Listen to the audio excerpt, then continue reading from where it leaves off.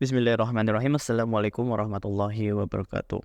Pada video kali ini saya akan menjelaskan bagaimana cara kita untuk menggunakan data validation atau data validasi untuk menentukan status dari karyawan. Ini sebagai contohnya ya. Jadi biar kalian tahu data validasi itu kegunaannya apa sih.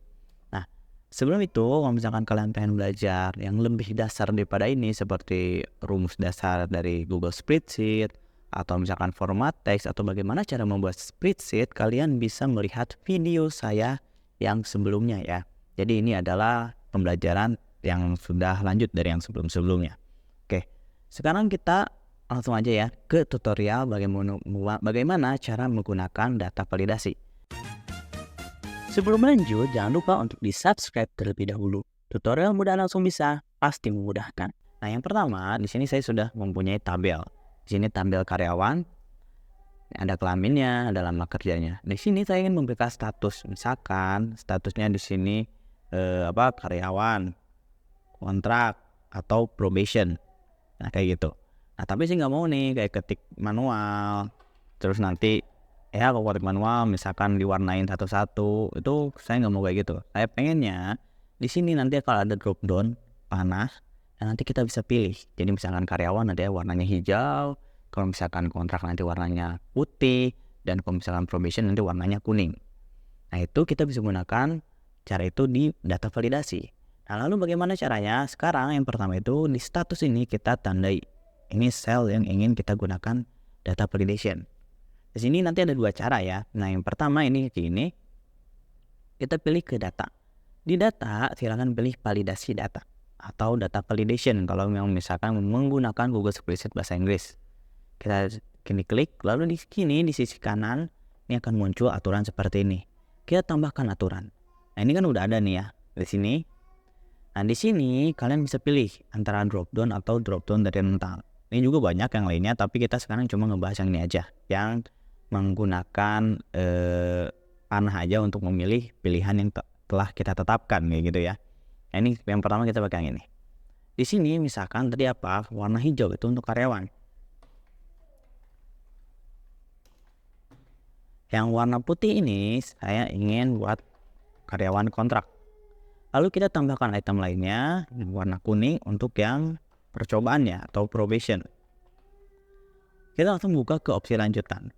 Nah, ini nggak usah di checklist ya. Ini kalau misalkan kalian pengen menampilkan teks bantuan untuk sel aja gitu. Menurut saya ini nggak terlalu penting. Lalu kedua, nah jika data tidak valid, kalian pilih yang tolak input. Sehingga Sehingga orang itu nggak akan bisa memasukkan atau misalkan admin yang lain menulis sesuatu di sini selain yang telah kita tetapkan. Contoh ini nanti kita kasih contohnya. Lalu di sini gaya tampilannya menurut saya bagusnya panas ya. Jangan pakai chips tuh ya kurang bagus lah menurut saya ya kelihatannya. Biar menyatu tuh ya panah. Oke, ini datanya kayak gini, kita klik selesai.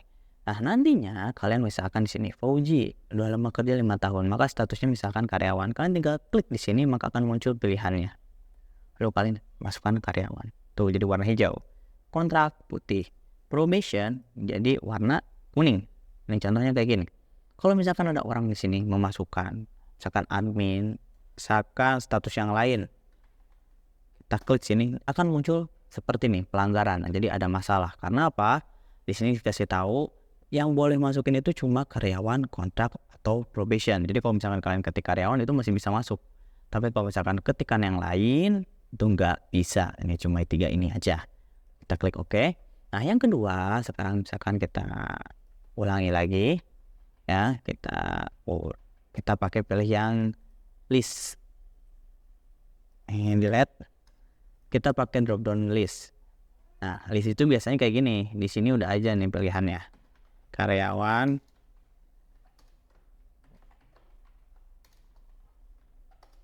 kontrak dan probation akan tambahan harian ya. Nah, ini sama kayak tadi, kita tandain, kita ke data, validasi data, lalu kita pilih tambahkan aturan. Di sini kita pilih drop down dari rentang.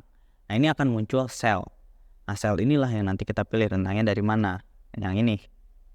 Oke, kita tandain yang ini, lalu kita klik OK. Maka akan muncul seperti ini. Karyawan nanti warnanya warna apa? Tadi hijau, kontrak putih, probation kuning, misalkan harian warna kayak ungu ya. Opsi layutan, tadi kita pilih yang ke panah, tolak input, selesai.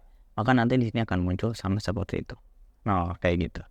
Itu dua cara bagaimana menggunakan data validasi, yang mana ini tuh fungsi dari drop down-nya sendiri, yaitu panah. Jadi kita bisa memilih pilihan yang telah kita tetapkan, dan orang lain itu tidak akan bisa menginput dari pilihan ini. Seperti itu aja bagaimana cara menggunakan data validasi. Semoga bermanfaat. Jangan lupa di subscribe. Wassalamualaikum warahmatullahi wabarakatuh.